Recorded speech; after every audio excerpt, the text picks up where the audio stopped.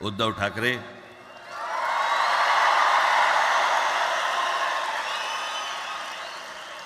आणि माझ्या जमलेल्या सर्व तमाम मराठी बांधवांनो, भगिनींनो आणि मातांनो,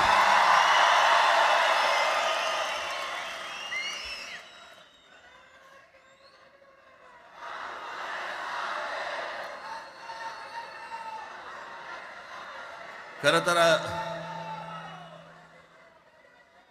दोघांची भाषणं संपली ना की एकत्र आरोळ्या ठोका.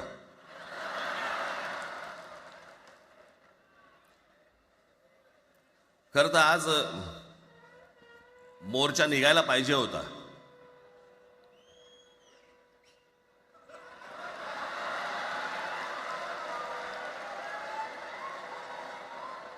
तोंडानेच आहे ना.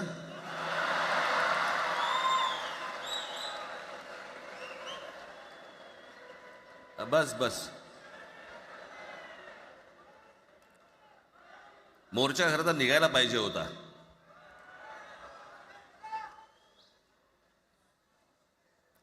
मराठी माणूस कसा सर्व बाजूने एकवटतो याचं एक चित्र मोठ्या प्रमाणावरती उभं राहिलं असतं.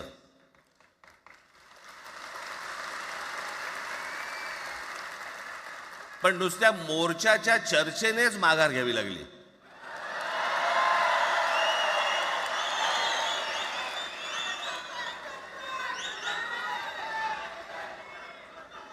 खरं तर आजचाही मेळावा हा खरं तर शिवतीर्थावरती मैदानात व्हायला पाहिजे होता.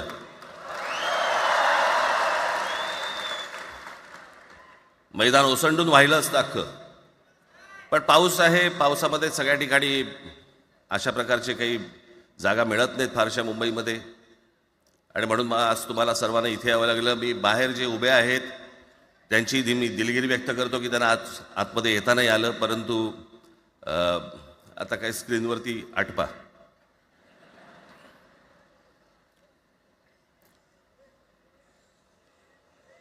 मी माझ्या मुलाखतीमध्ये एक म्हटलं होतं की ज्याच्यातनं या सगळ्या गोष्टी खरं तर सुरू झाल्या, आणि मी असं म्हटलं होतं की कोणत्याही वादापेक्षा आणि कुठच्याही भांडणापेक्षा महाराष्ट्र मोठा आहे.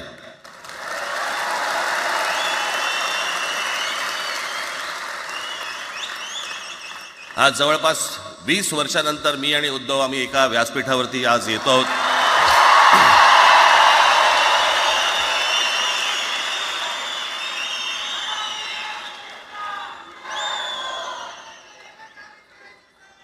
जे माननीय बाळासाहेबांना जमलं नाही, जे अनेकांना जमलं नाही, आम्हाला दोघांना एकत्र आणायचं, ते देवेंद्र फडणवीसला जमलं.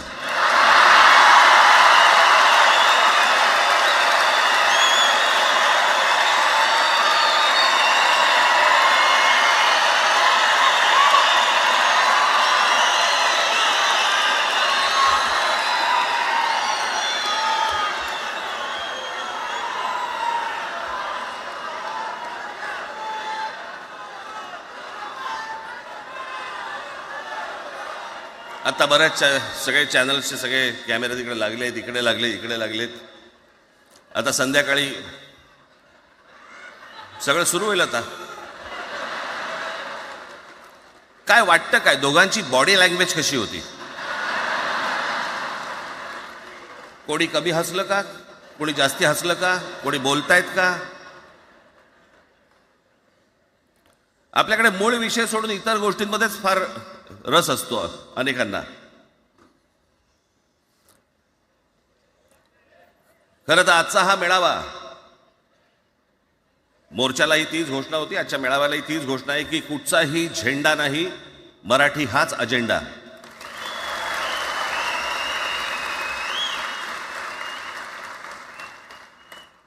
माझ्या मराठीकडे, माझ्या महाराष्ट्राकडे वेडावाकड्या नजरेने पाहायचं नाही कोणी.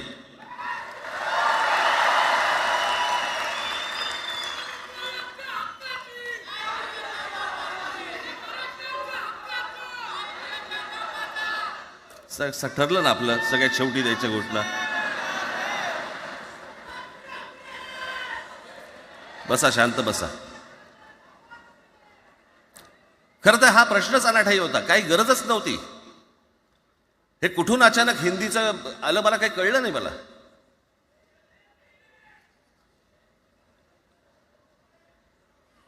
आणि हिंदी कशासाठी हिंदी, कोणासाठी हिंदी? त्या लहान लहान मुलांवरती जबरदस्ती करताय तुम्ही.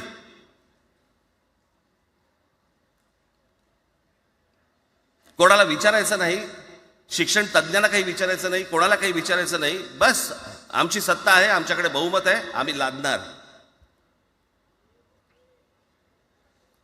तुमच्या हातात सत्ता असेल ती विधान भवनात,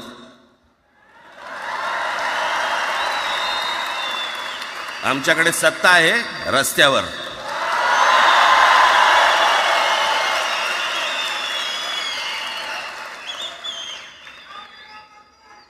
एक पत्र लिहिलं, 2 पत्र लिहिली, नंतर ते दादा भुसे माझ्याकडे आले.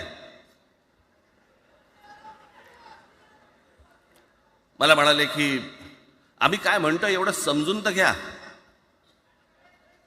एवढं काय म्हणतो एवढं ऐकून तर घ्या. म्हटलं दादा तुम्हाला एक गोष्ट सांगतो, तुम्ही काय सांगता ते ऐकून घेईन पण ऐकणार नाही.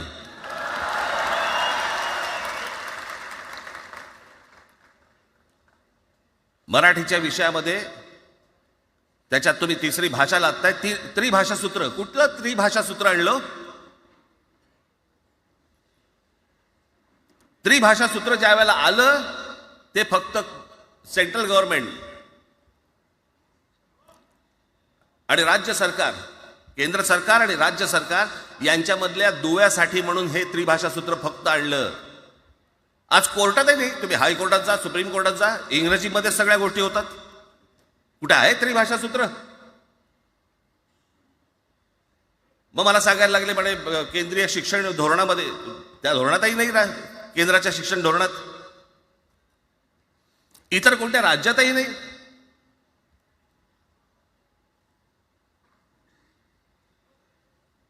महाराष्ट्रात प्रयोग करून पाहिला तरी दक्षिणेची राज्य तर हिंग लावून विचारत नाही त्यांना. पण महाराष्ट्र ज्या वेळेला पेटून उठतो त्यावेळेला काय घडतं आणि काय होतं हे आज राज्यकर्त्यांना समजलं असेल. त्याशिवाय का माघार घेतली?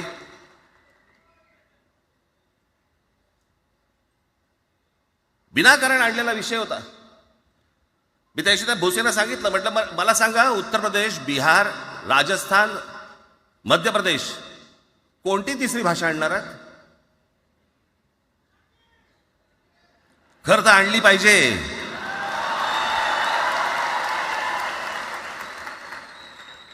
गंमत बघा, हिंदी भाषिक राज्य आहेत ती आर्थिकदृष्ट्या मागास,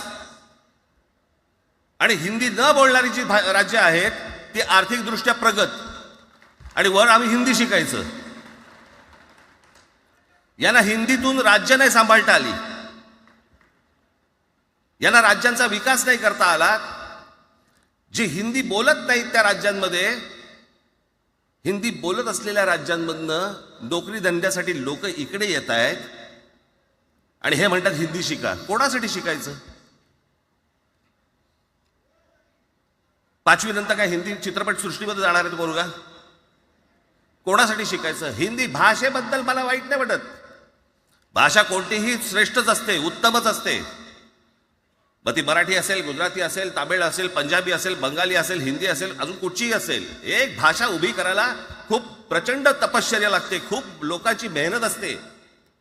एक लिपी उभी करायला खूप प्रचंड ताकद लागते.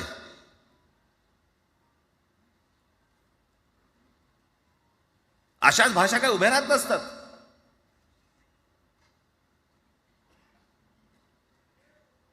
आणि या भाषेचं नवीन कुठून आणलं? त्याशी ते अमित शहा म्हणाले ज्याला इंग्रजी येतं त्याला पुढे म्हणे लाज वाटेल, म्हणे मला इंग्रजी येतं. अरे तुम्हाला नाही येत?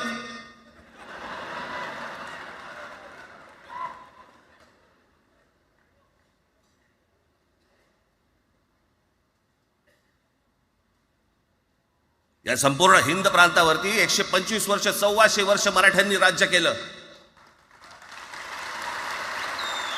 125 वर्ष. इतक्या राज्यांवरती आम्ही राज्य केलं. तो त्यावेळेला राज्यच नव्हती, पण जे प्रदेश होते त्याच्यावरती राज्य केलं. आम्ही मराठी लादली गुजरातवरती, मध्य प्रदेशवरती, राजस्थानवरती, पंजाबवरती, इतर सगळ्या प्रांतांवरती, जिथे जिथे म्हणून अटोकपर्यंत पोहोचले होते मराठा साम्राज्य, आम्ही लादली. अरे हिंदी भाषा आहे, 200 वर्षापूर्वीची भाषा आहे, महाराजांच्या काळात पण नव्हती.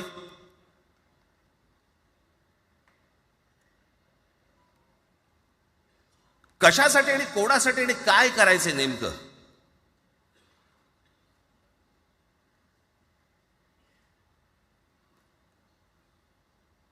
यांनी फक्त चाचपडून पाहिलं, चाचपडून. मुंबई स्वतंत्र करता येते का याच्यासाठी अगोदर जरा थोडंसं भाषेला डिवचून बघू. महाराष्ट्र शांत राहिला तर पुढे ते पाऊल टाकू.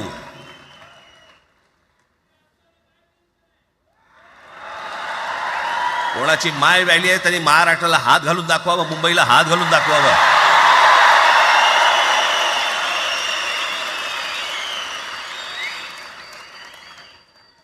त्या मजाक वाटला काय? आम्ही शांत आहोत याचा अर्थ गांडू नाही आहोत.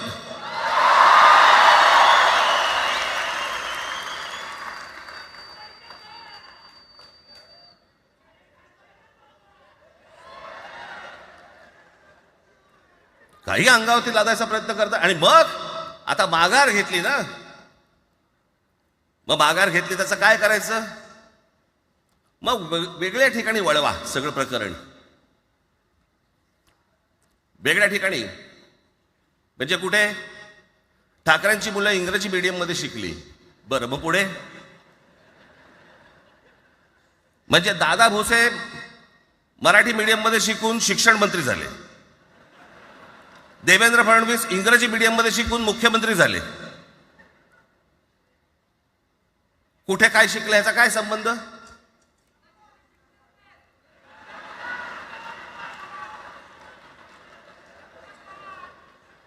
अहो कोणाकोणाची मुलं इथे परदेशामध्ये शिकतायत, याद्या आहेत आमच्याकडे. त्याचं काय करणार आहात तुम्ही? आणि त्याच्यातल्या त्याच्यात मंत्रिमंडळातल्या एक एक मंत्र्याचं हिंदी आहे का? फेफरं येईल, फेफरं.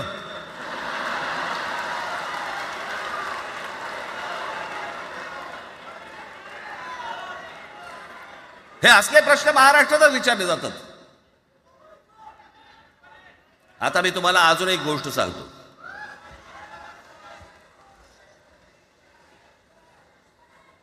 आम्ही मराठी मीडियम मध्ये शिकलो, हो शिकलो. आमची मुलं इंग्रजी मीडियम मध्ये शिकली, हो शिकली. मग याच्यावरती तुम्ही प्रश्न काय उपस्थित केला? ह्यांना मराठीचा पुळका कसा? हे इंग्रजी मीडियम मध्ये टाकतात. बरं, सन्माननीय माननीय बाळासाहेब ठाकरे आणि माझे वडील श्रीकांत ठाकरे हे इंग्रजी मीडियम मध्ये शिकलेले आहेत. या दोघांवरती तुम्ही मराठीबद्दल शंका घेऊ शकता का?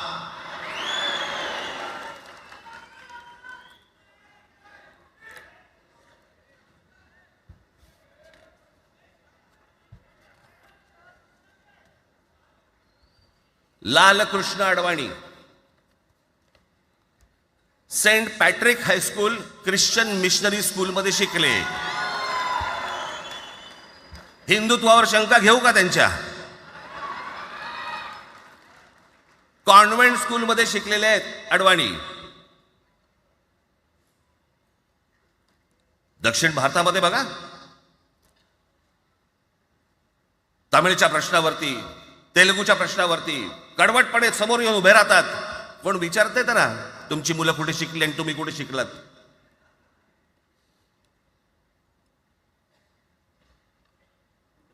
उद्या मी हिब्रू भाषेत शिकीन आणि मराठीपणाचा कडवट अभिमान बाळगीन, काय प्रॉब्लेम आहे?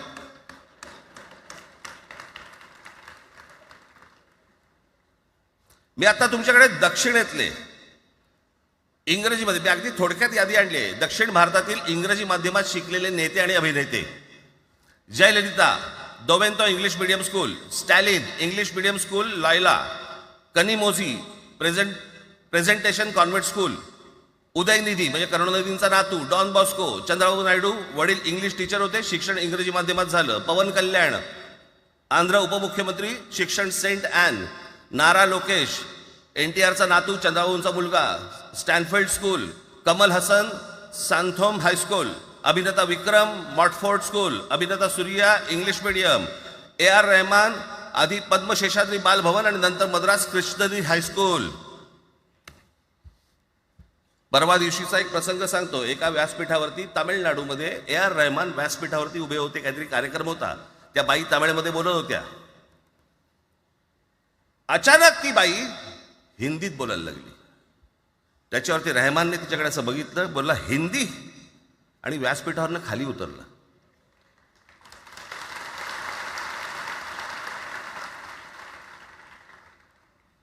तुमचा कडवटपणा हे तुम्ही शिक्षण कुठे घेतले याच्यावरती नसतो, तो कडवटपणा तुमच्या आतमध्ये असावा लागतो. म्हणजे बाळासाहेब इंग्रजी मीडियममध्ये शिकले, इंग्रजी वर्तमानपत्रामध्ये व्यंगचित्र काढायचे, पण मराठीचा अभिमान याच्या बाबतीत कधी तडजोड नाही केली.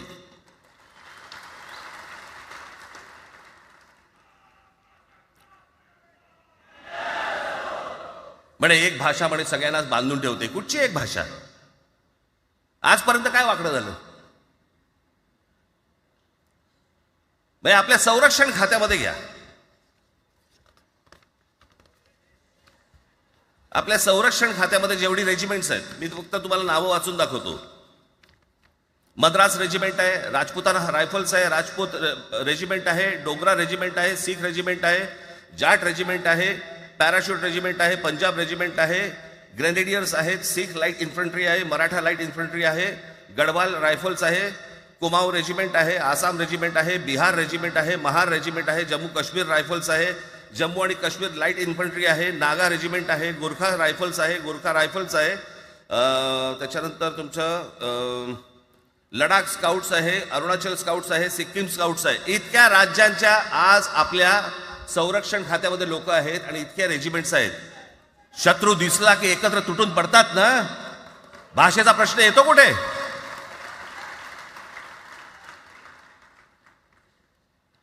या देशामध्ये जेव्हा भाषावार प्रांतरचना झाली तीच या गोष्टींसाठी झाली ना, की प्रत्येक भाग तसे भाषांचे होते म्हणून. मग या सगळ्या गोष्टी का सुरू केल्यात तुम्ही? कशासाठी सुरू केल्यात? काय याच्या मागचं राजकारण? आत्ता सांगून ठेवतो. आज तुम्ही सगळेजण मराठी म्हणून एकत्र आलात. आज महाराष्ट्रामधला तमाम मराठी आज मराठी म्हणून एकत्र आला. टाळ्या वाजू नका. मी काय सांगतोय नीट ऐका. याचा पुढचं राजकारण ह्यांचं पुन्हा तुम्हाला जातीमध्ये विभागायला सुरुवात करतील. पुन्हा हे जातीचं कार्ड खेळायला सुरुवात करणार. मराठी म्हणून तुम्हाला कधी एकत्र येऊ देणार नाहीत. हे जातीपातीमध्ये विभागायला सुरुवात करतील. आता हे सुरू केलं. काल कोणाच्या ते व्यापाऱ्याच्या कानफडीत मारली मीरा भाईंदरला. त्याच्या काय इथे लिहिलं होतं काय गुजराती?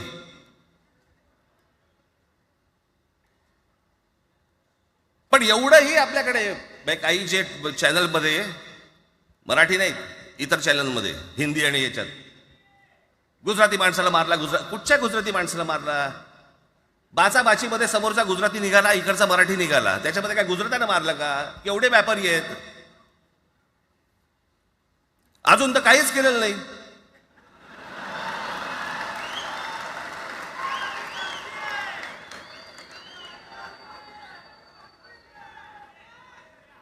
अर्थात त्यांना मराठी आली पाहिजे याच्याबद्दल वाद नाही. विनाकारण उठसूट काय मारामारी करायची गरज नाही आणि मारायची गरज नाही.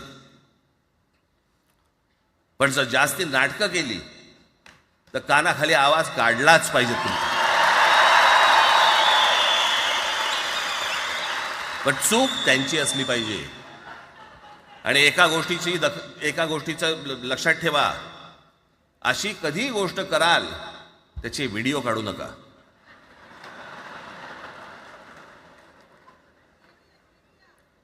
आपल्यामध्येच त्यांना कळलं पाहिजे. कळलं का? मारणारा कधी सांगत नसतो, मार खाणारा सांगत असतो मला मारला म्हणून. त्यांना सांगू देत. पण याचा अर्थ उठसूट कोणालाही उगाच मारायचं काही कारण नाहीये. अनेक लोक आहेत, अनेक गुजराती लोक आहेत, माझ्या अनेक परिचयाचे आहेत. माझे एक मित्र आहेत नयन शहा म्हणून, त्याला मी गुजराठी म्हणतो. तुमचा विश्वास बसणार नाही इतकं अप्रतिम मराठी तर बोलतोच, विनोदाचंही अंग आहे.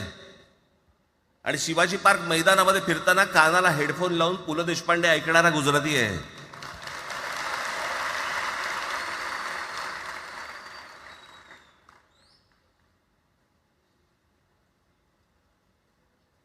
मी मगाशी तुम्हाला सांगितलं की हे मराठीचं बाळकडू, आमच्यासाठी ते बाळकडूच होतं.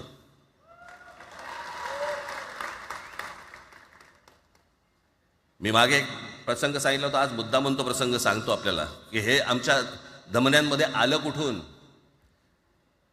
मी एवढा महाराष्ट्रासाठी मराठीसाठी कडवट का झालो. लहानपणापासूनचे अनेक प्रसंग आहेत माननीय बाळासाहेबांबरोबरचे, पण मी एक प्रसंग कधीही विसरणार नाही. आणि तो 1999 सालचा आहे. त्या 1999 साली शिवसेना भारतीय जनता पक्षाची युती सरकार येणार नाही अशी परिस्थिती होती.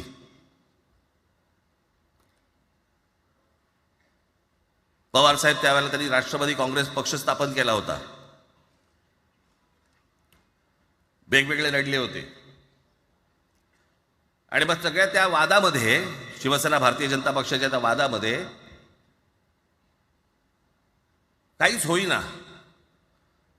दिवसामागून दिवस चाललेत, परंतु काही होईना. एके दिवशी मी मातोश्रीला खाली बसलो होतो, दुपारची वेळ होती. अचानक 2 गाड्या लागल्या. साधारणपणे 3:30-4 वगैरे वाजले असतील. ते जरा वेळेला नाव विसरतो मी, पुण्याचं कोणतो जावडेकर, प्रकाश जावडेकर आणि काही मंडळी आली.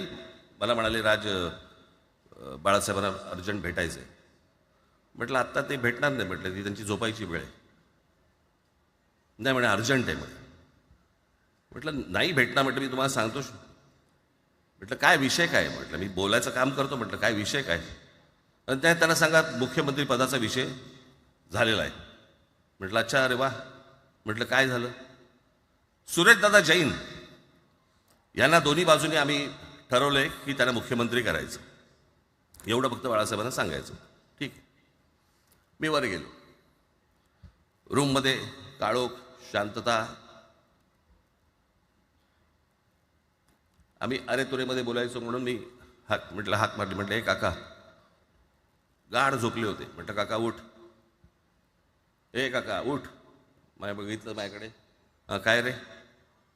म्हटलं नाही, ती सगळे खाली जावडेकर वगैरे सगळी मंडळी आली आहेत. म्हटलं बरं मग. नाही ते म्हणतात ते मुख्यमंत्री पदाचा विषय झालाय म्हणून. म्हटलं पण ते मला काय झालं. ते म्हणाले सुरेशदादा जैन यांना मुख्यमंत्री पदासाठी दोन्ही जणांनी सांगितलं की करायचं म्हणून. असं माझ्याकडे बघितलं त्यांनी.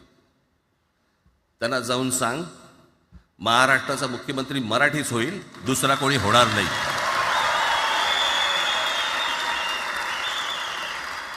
मराठी या एका विषयासाठी मला तिकडे कळलं की या माणसाने सत्तेवर लाथ मारली.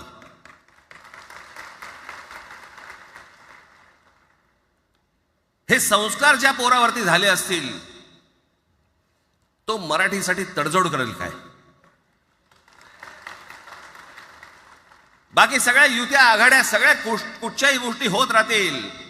महाराष्ट्र, मराठी माणूस, मराठी भाषा याच्यावर तडजोड होणार नाही. कोणत्याही परिस्थितीत होणार नाही. याच्या पुढे देखील तुम्ही सर्वांनी सावध असणं पण गरजेचं आहे आणि सतर्क असणं पण तेवढंच गरजेचं आहे. पुढे पुढे काय काय गोष्टी घडतील, काय काय गोष्टी होतील कल्पना नाही. परंतु मला असं वाटतं की ही मराठीसाठीची एकजूट ही कायम राहावी आणि महाराष्ट्रामध्ये सन्माननीय माननीय बाळासाहेबांचं जे स्वप्न होतं ते पुन्हा साकारावं अशी एक आशा अपेक्षा आणि इच्छा व्यक्त करतो आणि आपणा सर्वांची मी रजा घेतो. धन्यवाद. जय हिंद, जय महाराष्ट्र. धन्यवाद राजसाहेब. मला हे सांगा, आपल्या सगळ्यांपेक्षा आज जास्त आनंदी कोण झालं असतं? आपल्या सगळ्यांपेक्षा आज जास्त आनंदी कोण झालं असतं?